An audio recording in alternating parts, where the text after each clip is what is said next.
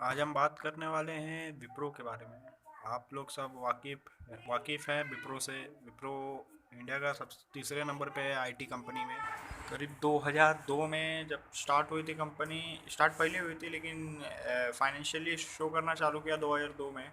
तो सेल्स हुआ था उस टाइम 500 करोड़ और प्रॉफिट आफ्टर टैक्स था 50 करोड़ का, और कंपनी के ऊपर कर्जा था 44 करोड़। एक कर्जा तो उन्होंने उन लोग ने लिया था क्योंकि एक्चुअली वो लोग को प्लान डालना था दूसरे स्टेट में, तो वो लोग ने इसीलिए कर्जा लिया था। और सेल्स इंक्रीज होते हुए नज़र आएगा अभी आपको धीरे धीरे, क्योंकि एक्चुअली अच्छी कंपनी थी पहले से ही पेडलाइट इंडस्ट्री। आप बात करते हैं 2003 में। 2003 में सेल्स 570 करोड़ का हुआ था, क्योंकि एक्चुअली जब दूसरे स्टेट में डाला उन लोग ने प्लांट तो इंक्रीज़ होने लगा उन लोग का सेल्स, और उसी की वजह से प्रॉफिट आफ्टर टैक्स भी इंक्रीज़ हुआ। करीब 60 करोड़ के आसपास इंक्रीज़ हुआ है प्रॉफिट आफ्टर टैक्स। और फिर डेप भी वो लोग ने कम किया। 44 करोड़ का डेप था पिछले साल, और फिर इस साल करीब 2003 में 40 करोड़ का हो गया। तो लिहाज से देखा जाए तो डेप भी कम करती जा रही थी कंपनी और सेल्स भी बढ़ा रही थी, तो एक अच्छा कंपनी थी। माना जा सकता है कि एक ठीक ठाक कंपनी है, ख़रीदा जा सकता है इसको लॉन्ग रन के लिए। लॉन्ग रन में तो एक कंपनी ने कॉल किया है। अब देखो 2004 जब आया, 2004 का दौर आया और सेल्स करीब 100 करोड़ से बढ़ गया। पिछले टाइम 570 करोड़ था और अब 2004 में करीब 662 करोड़ हुआ। और उसी के साथ थोड़ा प्रॉफिट आफ्टर टैक्स थोड़ा सा कम हुआ है 61 करोड़ का, क्योंकि कंपनी ने कॉस्ट ज़्यादा किया थोड़ा टाइम इसके लिए, और डेप्थ भी कम हुआ था। नहीं, डेप्थ सॉरी थोड़ा ज़्यादा हो गया था। डेप्थ 56 करोड़ का डेप्थ हो गया था कंपनी के पास। सेल्स बढ़ रहा था, उसके लिए कुछ ज़रूरी हो गया था उन लोग को डेप्थ लेना कंपनी का सेल्स आगे बढ़ाने के लिए। फिर 2005 का आया। 2005 भी खुशियाँ लाया के लिए, क्योंकि उनका सेल्स तो आसमान छू रहा था, 570 करोड़ के आसपास पहुंच गया था सेल्स। और फिर प्रॉफिट आफ्टर टैक्स भी बहुत ज़्यादा था, और कंपनी ने थोड़ा बहुत डेप्थ भी ले लिया था, क्योंकि एक्चुअली कंपनी के पास कैश ज़्यादा था तो डेप्थ मायने नहीं रखता था उतना, क्योंकि कंपनी स्ट्रॉन्ग थी और पे करने के लायक थी कंपनी कि अपना डेप्थ पे कर सकती है। फाइनेंशियली स्ट्रॉन्ग कंपनी थी, तो डेप्थ मायने नहीं रखता है ऐसे टाइम पे जब कंपनी इतनी स्ट्रॉन्ग हो, जिसका सेल्स बढ़ रहा है, पे प्रॉफिट आफ्टर टैक्स बढ़ रहा है। तो एक अच्छी कंपनी का निशानी होती है ये सब देखने के बाद। और फिर 2006 आया। 2006 तो उनके लिए बाहर लाया, क्योंकि सेल्स एक्चुअली देखा जाए तो करीब 18-19% के हिसाब से इंक्रीज़ हुआ। करीब 934 करोड़ पे सेल्स पहुंचा।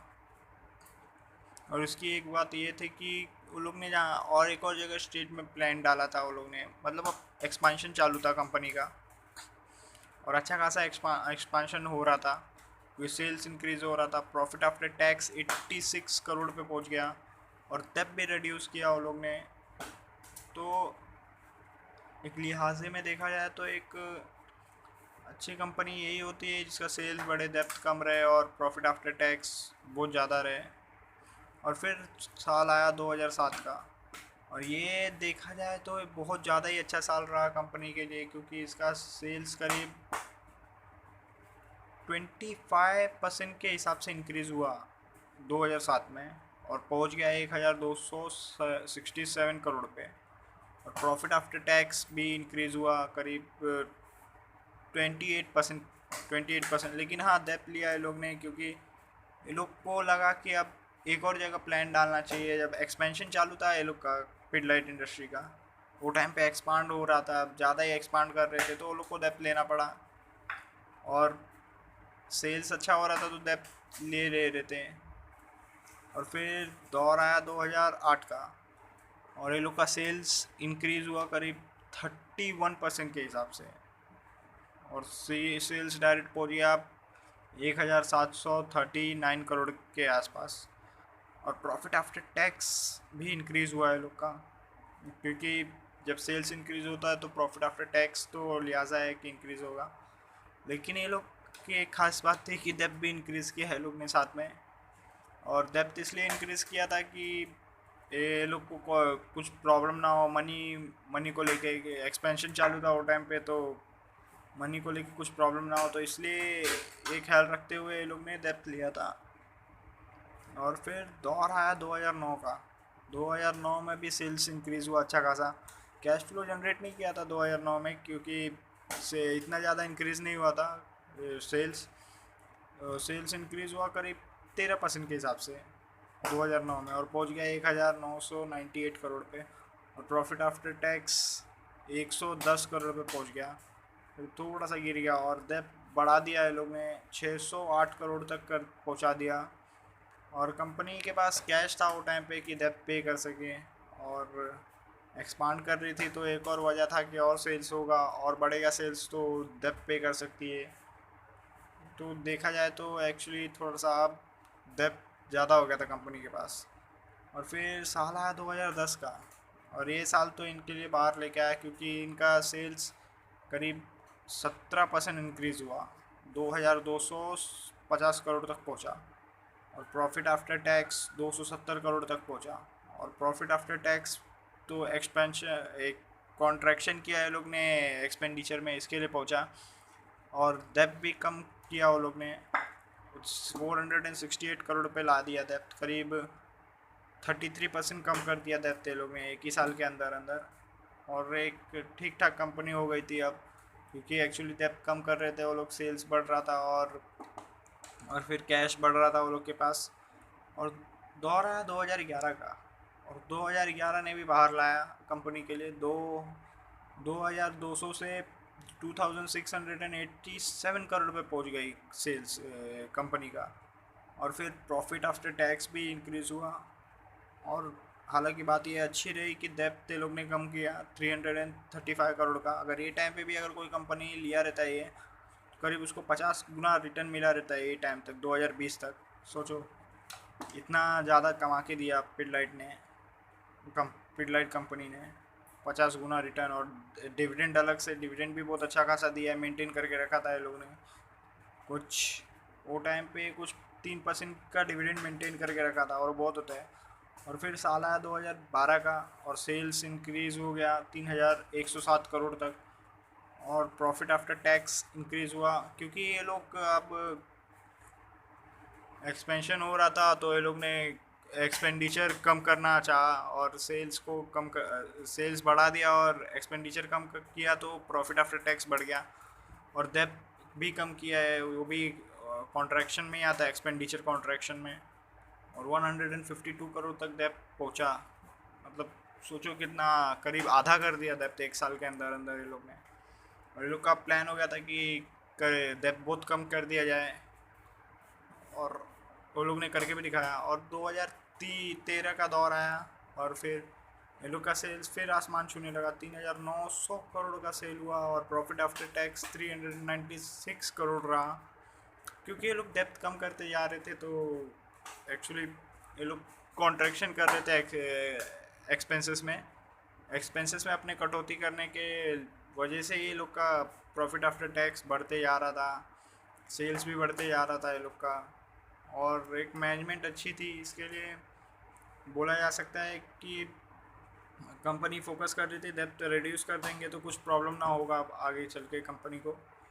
और उन लोग का दावा सही भी था, क्योंकि डेप्थ ही एक वजह रहती है जो टांग खींचता है, ग्रो करने नहीं देता है कंपनी को। और फिर साल 2014 में तो सेल्स करीब ये लोग का इंक्रीज़ हुआ अब 19% के हिसाब से 4500 करोड़ तक हो गया। प्रॉफिट आफ्टर टैक्स भी इंक्रीज़ हुआ।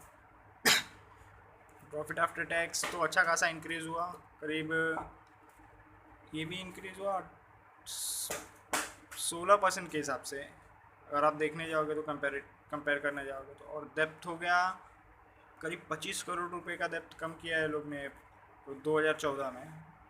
और डेप्थ कम किया, इसके लिए प्रॉफिट आफ्टर टैक्स भी इंक्रीज़ हो रहा था फटाफट। और तो प्रॉफिट आफ्टर टैक्स इंक्रीज़ हो रहा तो एक्सपेंशन करने में और हेल्प मिल रहा था, और ये लोग फटाफट एक्सपांड कर रहे थे। और 2015 का दौर आया, और सेल्स डायरेक्ट 5400 करोड़ तक पहुंचा, और प्रॉफिट आफ्टर टैक्स 526 करोड़ तक। सोचो आप इतना ज़्यादा प्रॉफिट आफ्टर टैक्स हो रहा है और सेल्स भी बढ़ते जा रहे हैं और डेब्ट भी बहुत कम किया है लोग ने। कॉन्ट्रैक्शन चल रहा था और एक्सपेंडिचर में ही कॉन्ट्रैक्शन हो रहा था ये लोग का।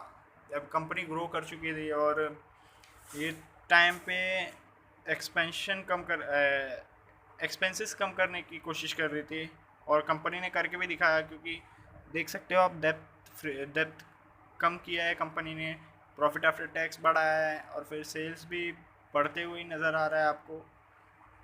और फिर 2016 दौर आया 2016 का, और 2016 में कंपनी का सेल्स इंक्रीज़ होता हुआ नज़र आ रहा है, क्योंकि सेल्स पहुंच गया था 6,300 करोड़ के आसपास और पिछले टाइम सेल्स था 5,400 करोड़ के आसपास। करीब 19% का ये लोग ने सेल्स बढ़ाया और प्रॉफिट आफ्टर टैक्स बढ़ते जा रहा था।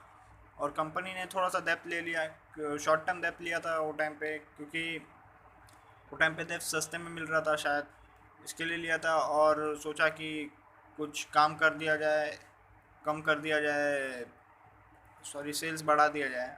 वो लोग का मानना यही था कि सेल्स बढ़ेगा तो प्रॉफिट होगा तो कंपनी ग्रो करने में हेल्प होगा। और उनको अब दूसरे देश में भी एक्सपेंशन करने का था। और फिर साल 2017 में तो और अच्छा खासा ये लोग का ग्रोथ हुआ कंपनी का। 2017 में सेल्स देखो कहाँ से कहाँ इंक्रीज़ हुआ, 6,300 करोड़ से 7,200 करोड़ तक पहुँचा। इधर पे करीब 15% इंक्रीज़ हुआ सेल्स में। अब कंपनी बड़ी बन चुकी थी तो सेल्स इंक्रीज़ होना बहुत मुश्किल होता है। प्रॉफिट आफ्टर टैक्स 690 करोड़ तक पहुंचाया ये लोग ने कॉन्ट्रैक्शन करके। एक्सपेंडिचर में मतलब डेप्थ कम किया है लोग ने, 30 करोड़ पे ला दिया डेप्थ 60 करोड़ से। तो एक वो भी हो गया, एक्सपेंसेस में कम किया है लोग ने खर्चा। और फिर दौर आया 2018 का। 2018 में भी सेल्स करीब 8,000 करोड़ तक पहुंचा, करीब 14% के स्पीड से बढ़ा। तो एक अच्छा माना जाता है कि कंपनी ग्रो कर रही है और भी आगे ग्रो करेगी। लेकिन अब बड़ी हो गई थी तो कंपनी तो सेल्स होना बहुत मुश्किल था, क्योंकि अब मेंटेन करके रखना था वो लोग को। और वो लोग ने मेंटेन किया, प्रॉफिट आफ्टर टैक्स बढ़ा दिया, 796 करोड़ तक पहुंचाया। और हालांकि डेप्थ भी 5 करोड़ तक कम किया ये लोग ने। तो एक अच्छी मैनेजमेंट की खासियत यही होती है कि वो लोग जो बोलते हैं वो करते हैं, और वो लोग ने करके दिखाया। डेप्थ कम कर दिया वो लोग ने, 600 करोड़ से लेके 10 साल के अंदर अंदर 600 करोड़ से लेके 25 करोड़ पे लाया डेप्थ वो लोग ने। और फिर दौर आया 2019 का। 2019 में भी सेल्स करीब 900 करोड़ रुपया बढ़ा। सोचो पिछले टाइम 8,000 करोड़ था और ये टाइम 8,900 करोड़ हो गया। और सेल्स बढ़ने की वजह से प्रॉफिट आफ्टर टैक्स भी हुआ 845 करोड़ का। और डेप्थ देखो, डेप्थ कम किया वो लोग ने, 15 करोड़ पे कर दिया डेप्थ।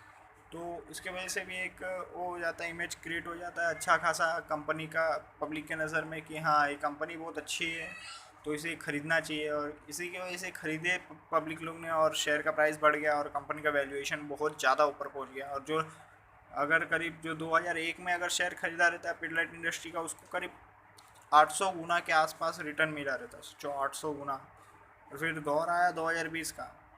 2020 में हालांकि ये साल मार्च में ये लोग ने दिखाया कि सेल्स 10,500 करोड़ का है। और क्योंकि वो 7 दिन थोड़ा लॉकडाउन हो गया था उसकी वजह से सेल्स थोड़ा घट गया कंपनी का, नहीं तो और होता था। प्रॉफिट आफ्टर टैक्स करीब 10,000 करोड़ का, 1,000 करोड़ का है, 1,000 करोड़ का हुआ। और डेप्थ ये लोग ने बहुत ज़्यादा ही कम कर दिया, डेप्थ ये लोग ने ला दिया है 3 करोड़ पे। और ये ठीक ठाक है, अच्छा खासा है, कंपनी एकदम स्टेबल हो गई है अब। और ये लोग का प्लान है कि अब बाहर ये लोग का कुछ 49 देशों में भी एक्सपोर्ट होता है और धीरे धीरे और बढ़ाने का कोशिश कर रहे हैं लोग। अभी 80,000 करोड़ की कंपनी है। अगर आपको ये वीडियो अच्छा लगा तो प्लीज़ लाइक करें, सब्सक्राइब करें और शेयर करें।